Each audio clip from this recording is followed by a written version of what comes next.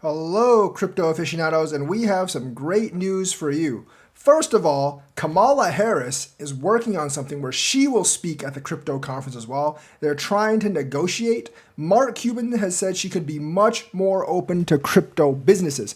Obviously, since she's going to be the nominee for President of the United States, she does not want to isolate the crypto vote more than it is right now. So if she does accept this speaking gig, she will probably say something positive about crypto. She will probably be more open than Joe Biden about crypto because she is younger. And many of the Democratic leaders in Congress are more basically friendly to crypto now as well. So this could go over very well. If you have Trump, JD Vance, RFK, and Kamala Harris all be pro-crypto at the conference, then crypto will probably pump because regardless of who wins, crypto is going to win. Very bad news for Gary Gensler, but very good news for crypto as a whole. His plans of basically bringing crypto under the reins of the SEC seem to be somewhat over.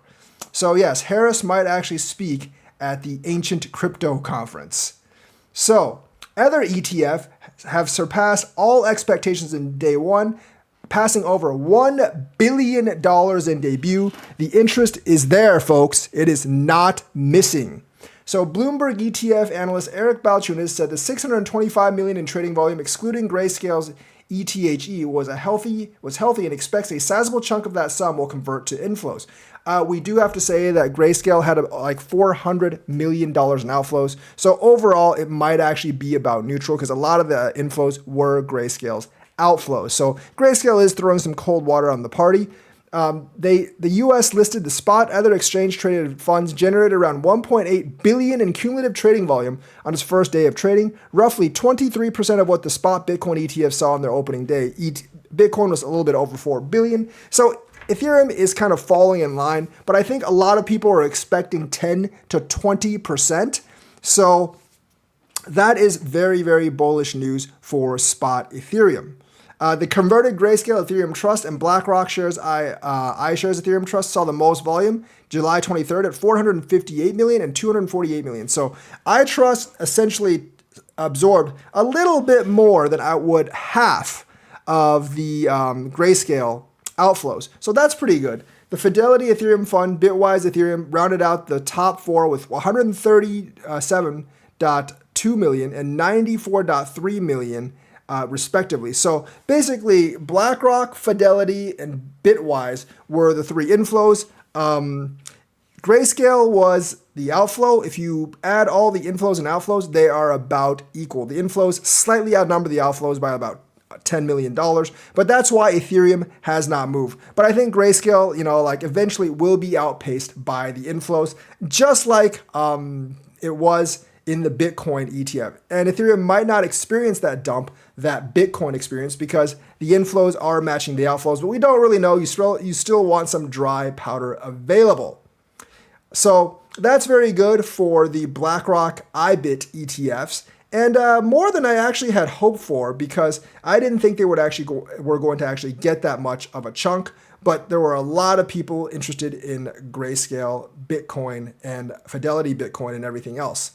There is a fake Zoom malware going around, and you need to be careful. It pretends to idle, and then it steals your crypto. So a malicious Zoom lookalike makes it seem like a crypto video conference is stuck in infinite loading, prompting users to install and run even better disguised malware than before. So this probably has tricked a couple of people. I got my coin stolen because I got some malware on my computer, which drained my wallets. This is another such malware. So crypto scammers are up to no good again, and their latest weapon appears to be malicious links to a web page that looks and feels almost exactly like video conferencing platform Zoom. If you want Zoom, get it from the official Zoom website, which prompts users to install malware when clicked. On July 22nd, non-fungible token collector and cybersecurity engineer NFT Drew alerted X users to a new, extremely sophisticated crypto scam involving fake links for Zoom. Drew said the scammers have already stolen 300,000 worth of crypto from the method. Like many social engineering scams, Drew explained that scammers typically target non-fungible token NFT holders or crypto whales, asking if they would be interested in licensing their intellectual property, inviting them to Twitter Spaces, or asking them to join a team for a new project. The scammer will insist on using Zoom and hurry the target to join a meeting in progress using a hard-to-notice malicious link. So that will actually be how they steal your money. So be careful for that. Don't fall for that, because they will steal all your money, and there is no way to get your money back once your crypto money is stolen. And another piece of good news, Coinbase was upgraded from neutral to buy. That's right. That signals more bullishness for the market. Coinbase has improved on price, and Citi has actually upgraded them. So if Coinbase is a buy, that means crypto is very bullish, because Citi wouldn't actually upgrade them if they didn't expect the political landscape to be significantly improved from before. So they're thinking the improving regulatory regime in the US, and regardless of which party wins, I do think crypto regulations are going to get more friendly and friendly. Coinbase, crypto exchange Coinbase is likely to benefit from an improving regulatory regime in the US after the presidential election in November and the Supreme Court's overturning of the Chevron precedent. Citi said in a research report on Tuesday upgrading the shares. Citi raised the Coinbase to buy from neutral and increased its price target to $345 from $260. The shares were a little changed in the pre-market, trading at around $266 at publication time. The bank said the stock could respond positively to an improving regulatory environment as a result of the U.S. election and increase confidence in its legal strategy following the overturning of the Chevron defense doctrine. And that basically neutered the SEC. They would have to go through the federal courts in the United States in order to kind of impose their penalties. Very, very good for crypto. Very, very sad for Gary Gensler, but it affects way more than crypto, but it is very beneficial for the crypto environment. Obviously, the crypto industry likes few, if any, regulations, or very little regulations and very loose regulations, and not too much enforcement on those regulations. And since that's the case, the Chevron argument definitely favors the crypto industry, allowing it to grow without too many bounds. So that's the news for today. Let me know what you think. Like and subscribe. Hit that bell notifications button, and I will see you guys next time.